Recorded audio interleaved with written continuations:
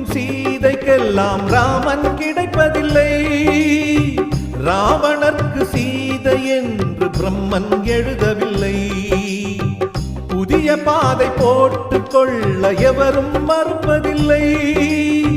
பலிகள் கேட்கும் பழமை தன்னை யாரும் பொறுப்பதில்லை. பெண்ணுக்கு பெண்ணிங்கு எதிரி இல்லை. பெண்மையை காட்டிலும் தெய்வமில்லை. அத்தை கண்களில் அன்னை தோன்றினாள். தோன்றினல் மாகாளி, அவள் பரிசிந்த பொன்தாலி. இது காதலின் சங்கீதம், புது குங்கும சந்தோஷம். மாற்றும் மாலையும் ஏற்றும் தீபமும் மங்கள பண்பாடும் ஸ்ரீதேவியின் கல்யாணம். ஓ மங்கள பண்பாடு.